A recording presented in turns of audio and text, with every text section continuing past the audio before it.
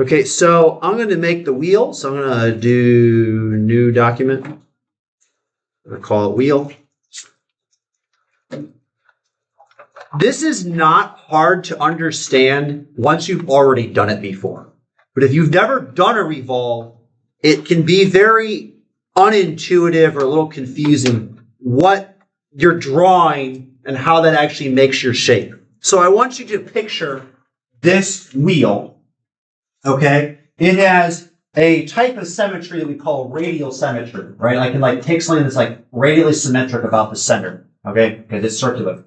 So what I'm going to do is, if you can imagine cutting this wheel in half, and what profile would you see? So if I look at it now, I just see the surface. But if I chopped it in half, it's like cut in half, I would see hollowness. And this circular wall right here, okay, if I cut this in half, I would just see a left and a right part of the wall, okay? And so it's a little confusing if you've never done it before and you have a hard time visualizing things. Just trust what I'm doing. I'll describe what I'm making in words, but then once I actually do the revolve, the feature, it should make all sense, okay? So if you're not really understanding why I'm drawing what I'm drawing, that's okay. I'm going to make a sketch on the front plane, okay? So let's make a sketch on the front plane. And we are drawing what we've referred to as the profile. So if you can imagine me cutting this wheel in half, I'm drawing the profile. And the thing is you revolve 360 degrees. So you don't actually draw, if you cut the wheel in half, you don't actually draw everything. You would just draw the left side or the right side. Because you're going to revolve it 360 degrees, right? If you drew the whole thing, you'd only revolve it 180 degrees and then you'd be done, right? But I can actually just draw half of it, and I'm going to do it 360 degree revolution. So I'm going to start off by measuring the diameter. Okay? Now, if you measure like this, the problem is there's no guarantee that I've grabbed the wheel at its fattest point. Okay? When I measure like this, it can slide through. However, if you measure like this, the teeth have to expand to the largest point to go all the way around it, right? Yeah. So when you measure diameters, unless you literally can't grip it this way, you simply want to measure it like this, okay? So I got a number, and I'm going to actually do this a little complicated. I'm going to do the whole thing. I'm not going to just simplify this part. This is not that hard to do. I'll simplify the spokes. But this part, I have a rim, okay, the tire fits around. So I'm going to get the diameter of that rim.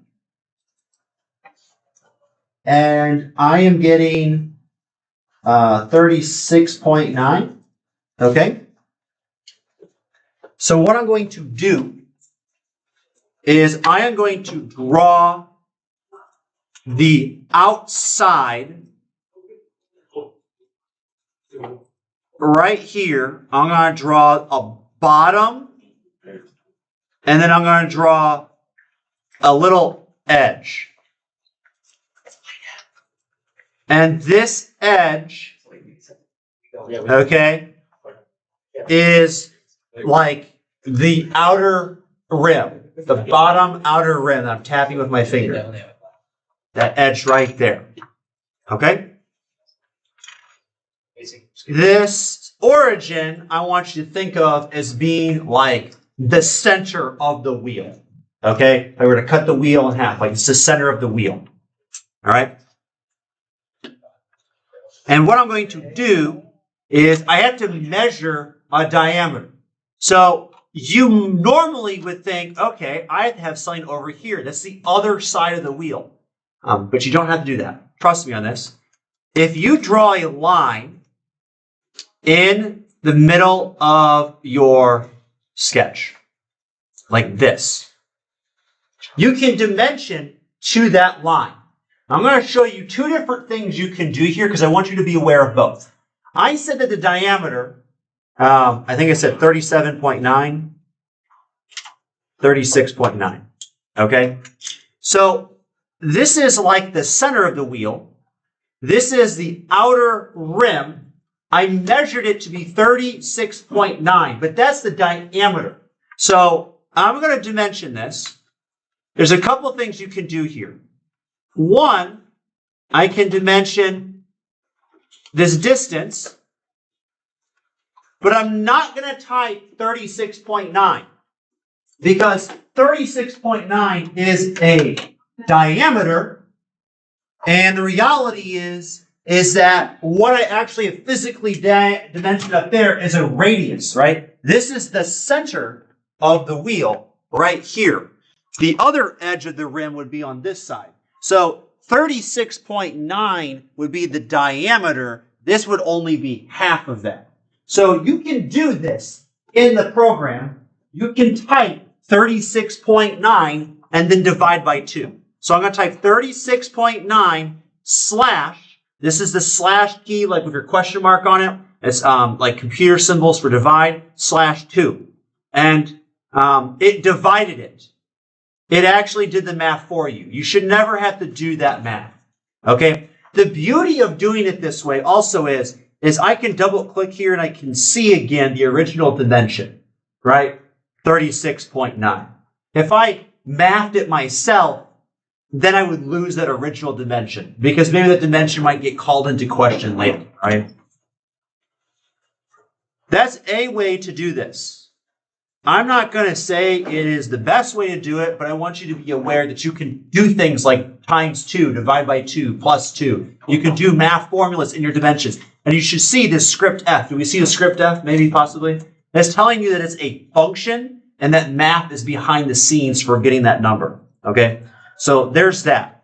Let's go! Something else that you can do. All right, so I'm going to delete that dimension. Okay? I want you to click on this line. That line is not actually an object line.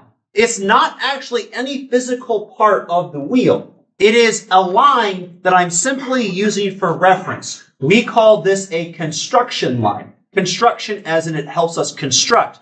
We did this before with the shapes. When we were doing the star, we drew like circles and pentagons to help us draw that star in there, and we made them dashed. I don't know if you guys remember this, we made it like dashed lines. And then it was ignored for the purposes of features.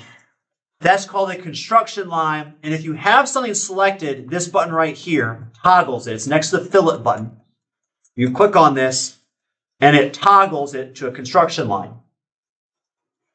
Now, what's really interesting then is you can dimension to it.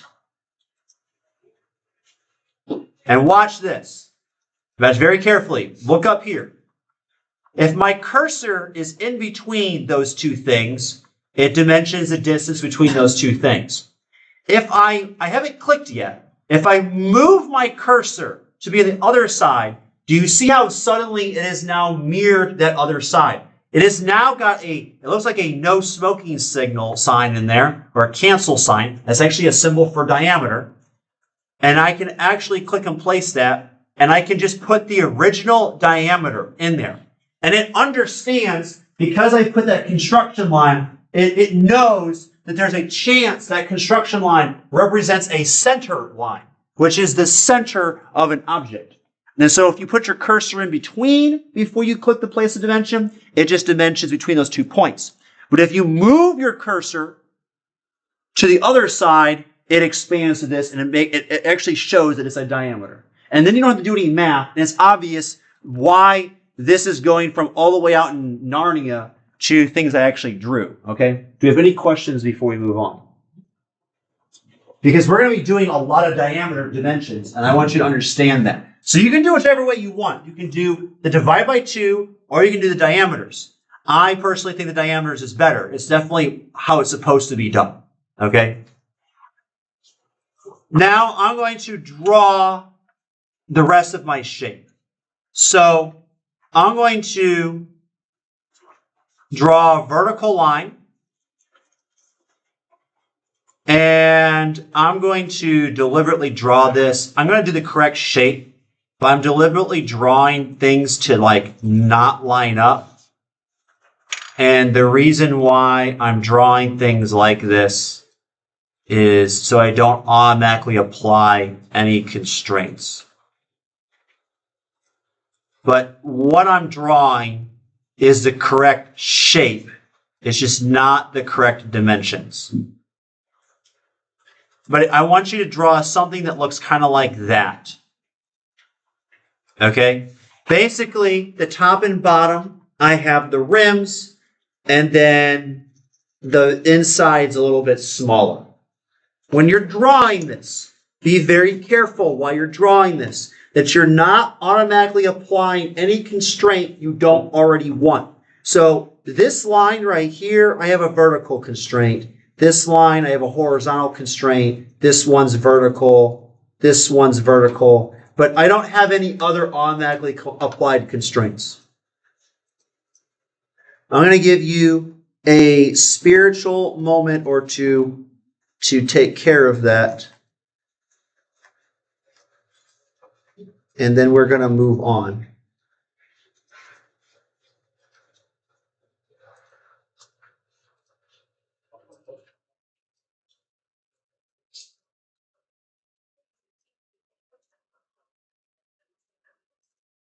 We're going to throw up some more dimensions here, but like I said, you are going to want to do something to make that shape before we start doing constraints and dimensions.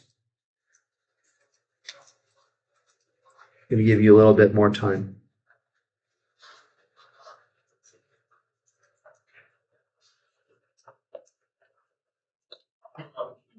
Cheetahs run really fast because it's not supposed to be up there. I don't know why that opened up. Hello there. How may I help you? So can you create the dimension thing? Like that you had, it like doesn't. Click dimension, click on the dot. Okay, you get to go click on something to dimension it too. Like that? Yes. I would do the line, yes. And then move your cursor to this side, yes. Pretty good? Yeah. Okay. Thank you. Okay, I'm going to start doing other dimensions. So what dimensions am I going to do? I'm going to do the big overall diameters first. So I got an outer diameter for the rim. I'm going to do an outer diameter for like basically the middle. And I got 33.9. So I'm going to do the same thing. I'm going to click on dimension. I'm going to click on this edge. I'm going to dimension it to the center line. And then when I click the place, I'm going to click in a way where my cursor is to the left of that center line. So it's a dimension that's a diameter now, and it knows that. And it was 33.9. And you can move these around. Once you've placed it, you can actually move these numbers to be wherever, but the initial placing, they have to be on the left side. Okay, so it knows to do a diameter. All right, so I did that one. Now, I am not going to dimension this, okay? This should be the same dimension as this down here, right? So you can just use a constraint. What constraint would be a good constraint to use? To line up this edge with this edge. What would be a good constraint? Are they horizontal? I don't know the difference.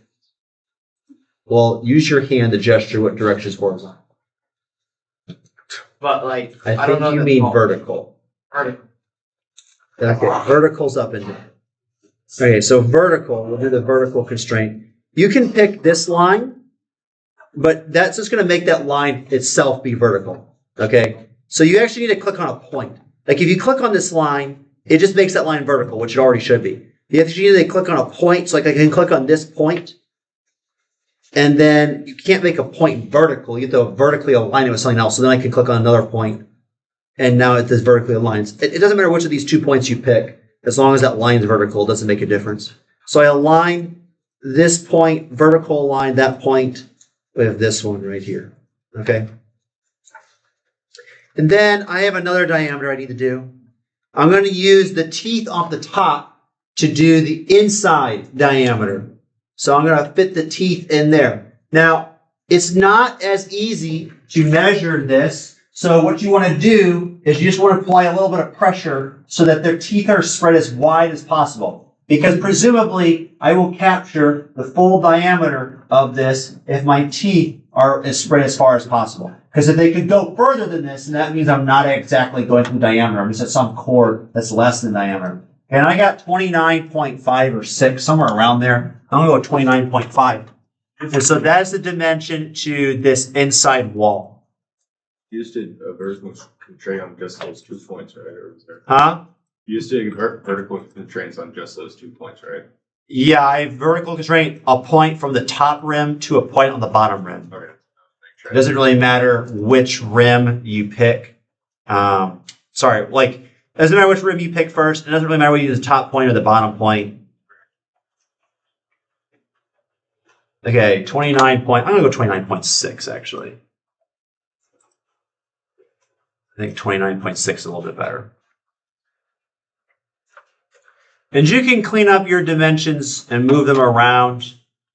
Like one thing that you can do to clean them up is you can stagger the location of numbers. This is all just making them pretty and organized. But at some point, we'll probably do something with splines. And you'll see when we do the thing with splines, we'll see the value of having your dimensions organized. All right.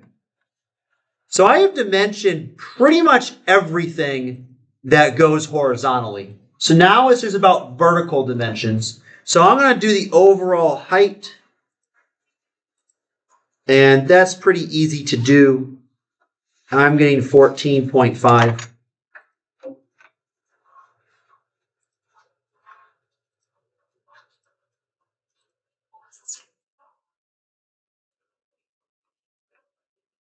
That one's not too bad. Now these rims, okay, this is a little bit more complicated.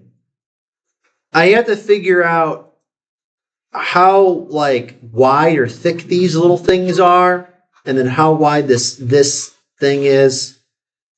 My recommendation is I basically used the calipers to kind of grab the very edge of the rim. You don't want to move them in too much. If you move them in too much, then you're actually getting the thickness to this point. Okay? And just to get this outside thing, you kind of have to just put your calipers and just barely grab that. And I got about 1.5. 1.5. And then you can go all the way down. And I'm getting about 1.8.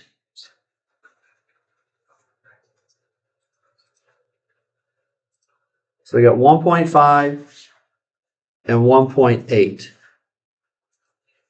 Okay?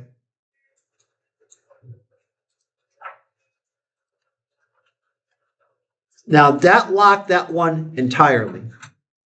But if you use constraints, you can make this top and this bottom be mirrors of each other. What would be the best constraint to use? This is very easy. Don't overthink this. What? Yeah. So what you can do is you can go to equal constraint. And this is just basic math. If it's like geometry logic here. If I make this equal to its equivalent down here. So I got those two equal. You can see that they're equal because they're orange. Okay?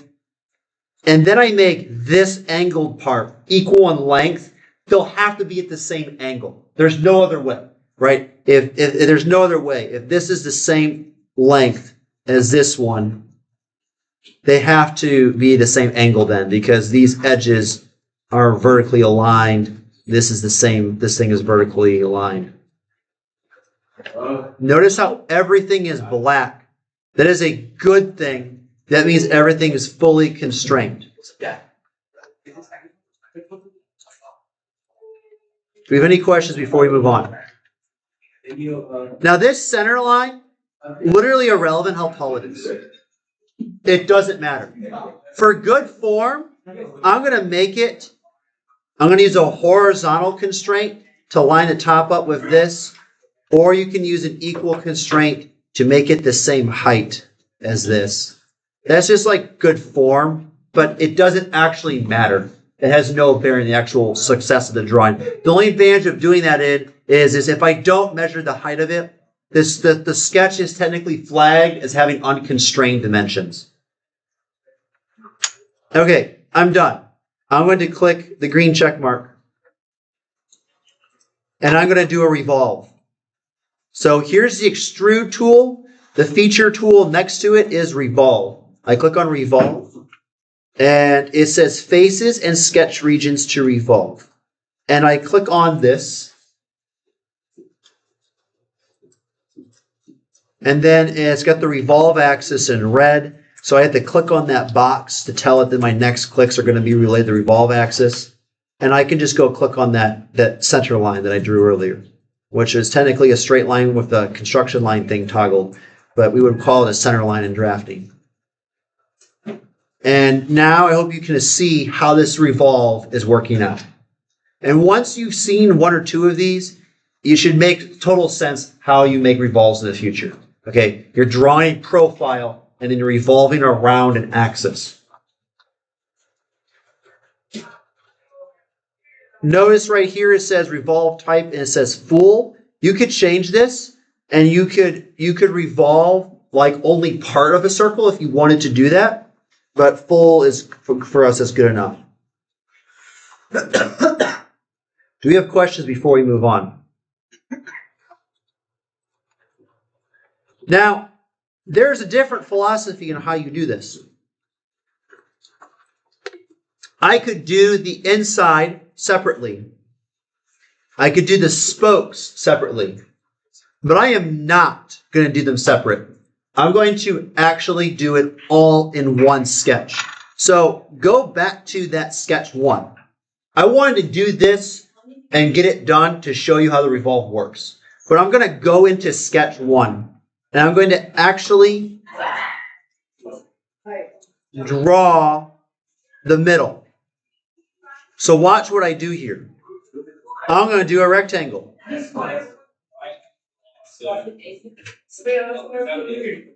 And that rectangle is what I'm going to refer to as the inner wall. The inner wall.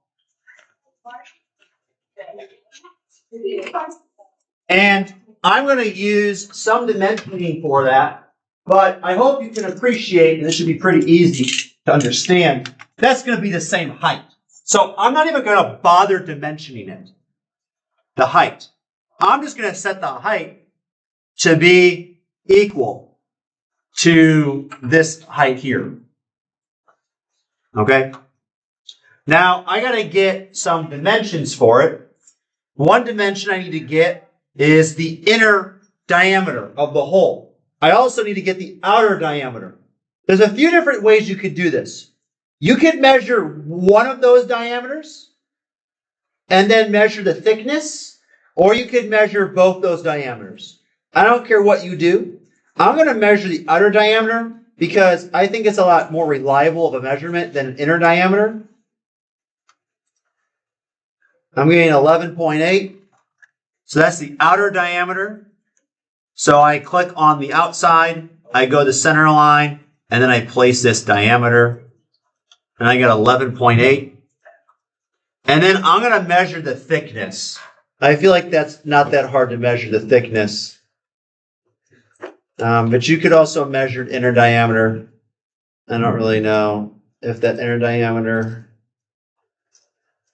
7.9, so that's 3.9.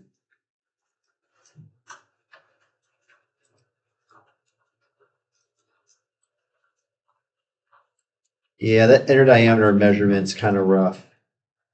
That's a really tough one to get accurate. Yeah, I'm going to measure this, the thickness of the wall. I'm getting somewhere around 1.4.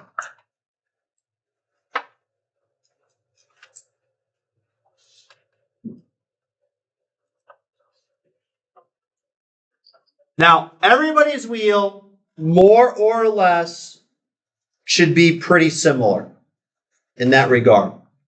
Okay? This is where you have some freedom. It depends on your wheel, by the way. Not all wheels are going to be the same. For example, some wheels, the spokes are mostly flat or flush with the top of the rim. And in this case, this inner wheel well is probably the same height. Mine actually is not as tall because the spokes like come up and out. You can do whatever you want. I don't care. I am going to do a basic design. And then you are welcome to come back and make this more complicated as you'd like. But what I'm going to do is I'm going to just draw a rectangle like this to represent the top. And how thick should it be? I don't know. I'm going to just kind of ballpark it and say maybe like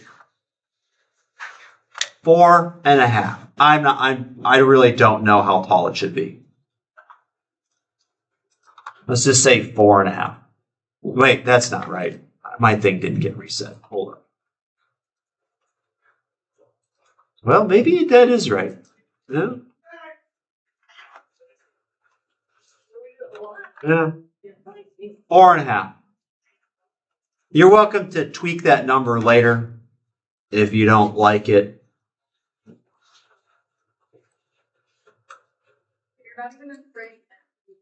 I might trim that down to just 4. It looks a little fat. Okay. I'm going to go with 4. So I have the inner wall, the outer wall, and then the top. Yep, we're good. Now, if I finish the sketch, nothing happens because I have to update the revolve. But I'm going to go to the revolve. Okay. And if I double click on that, this blue box, faces and sketch regions to revolve, I can click on those shapes and add them to it. Okay. Now, one thing I want to point out, if you have things that are not connected, like let's imagine I just revolved that. Notice how they are different colors. Why? We'll look down here, they're separate parts. They're not touching each other, therefore they're considered by definition to be separate parts. Okay?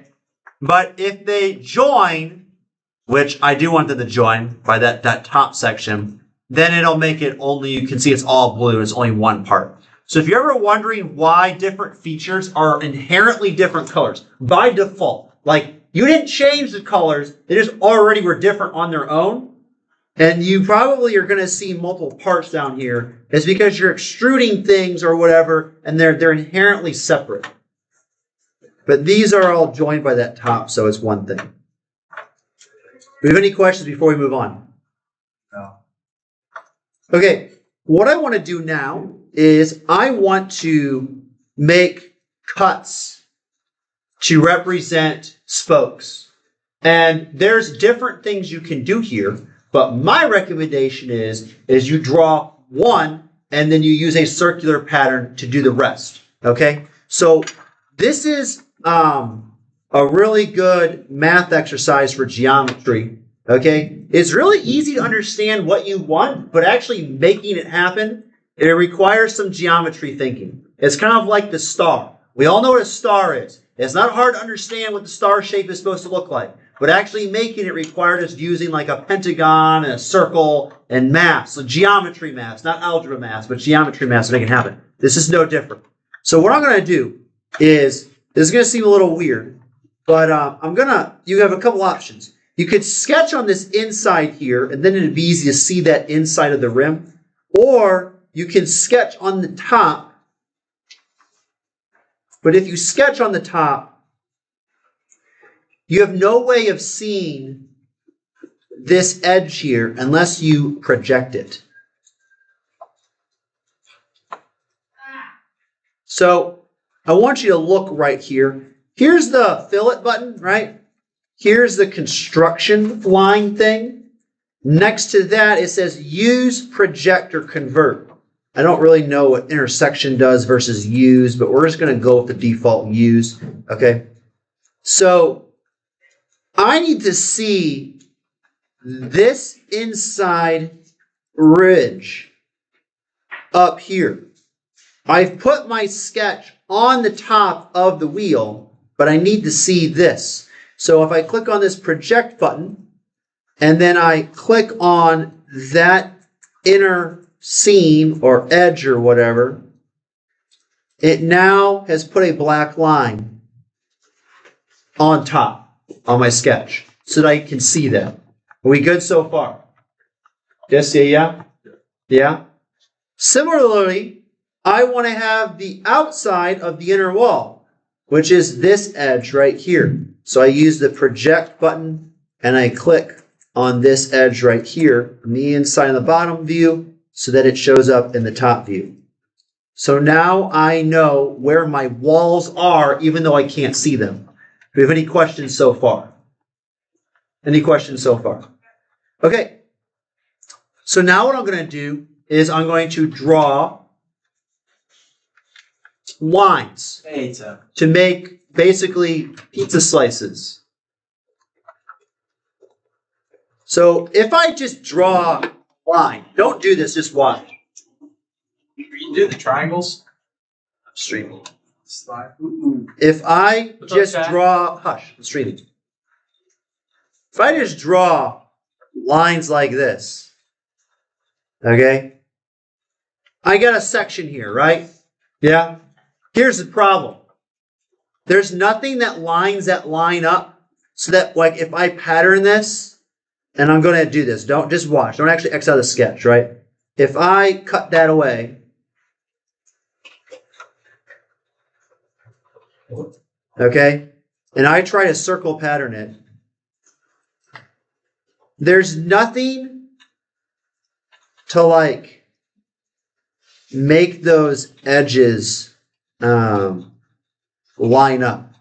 And you're going to see in a moment here what I mean by that. How many should I have? Let's do 3. It didn't work out so well. Feature pattern, features a pattern, extrude. Axis of pattern, look on the edge. It's actually being a real butt.